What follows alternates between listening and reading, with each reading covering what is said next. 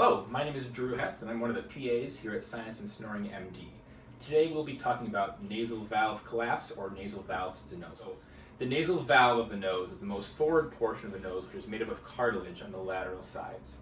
For a lot of people, this is a problem because as you breathe in, if your valve either collapses or the opening is already stenotic or tight, it can restrict airflow through the entire part of your nose. As we talked about in other videos as well, things that cause nasal congestion or nasal obstruction can predispose you to other issues as well, including issues with breathing and congestion. It makes jaw issues worse. Breathing better through the nose is important for things as well as fatigue, quality of sleep,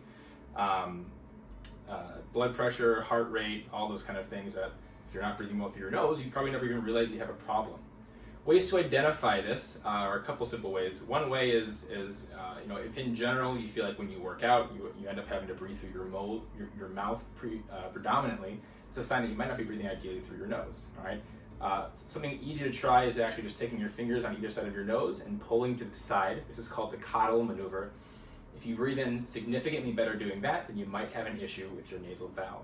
Another way to do it, which is what we often look at in the office, is if you actually just plug one side of your nostril and take a breath in. If your valve on that side collapses down significantly, it might be a sign that you have an issue with nasal valve collapse. All right. Another easy way to do it is actually they make a product called Breathe Right strips, which you might have tried or known about before. A big common issue with Breathe Right strips are people sometimes wear them way too high. If you wear them on the bony part of your nose, right, they're not doing much. You need to wear them quite low so they're actually pulling open the nasal valve on the cartilage part of your nose. So I'll kind of demonstrate for you. Just take off the adhesive now. So Breathe Right strips rely on an adhesive to keep your nasal valve pulled open. So you do is you put it right on the bottom bridge of your nose, push it down nice and tight. Sometimes you can clean off your nose with a little bit of cotton first, then it pulls open your nasal valve like this.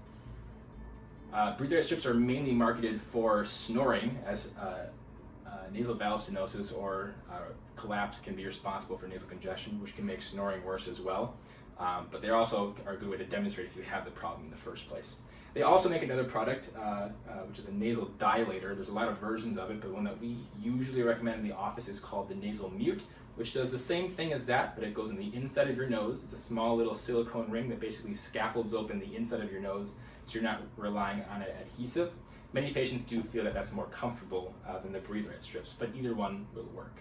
All right. Now, if you have this issue, there are a couple options that we can talk about, right? One option is, if it's mainly a problem at night, you can just use the Breathe Right strips or the Nasal Mute or other nasal dilators whenever you sleep, and that, temporarily takes care of the problem while you're wearing it.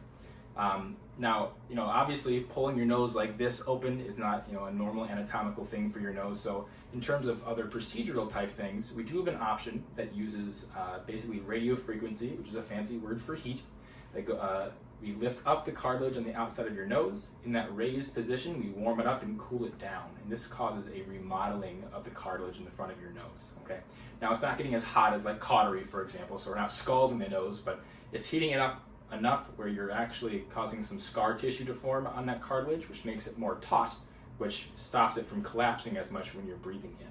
Okay, now relative to what a Breathe Right strip might do, the change isn't going to be as significant, but can still give you that enough improvement where it significantly improves quality of sleep and nasal breathing. And when used in combination with other possible procedures to improve your nasal breathing, it all as a whole makes the global breathing through your nose that much more significant. For significant nasal valve collapse or stenosis, there are other procedural options that are more invasive than the minimally invasive way that we do it, using a device called either Rynair or Vivair.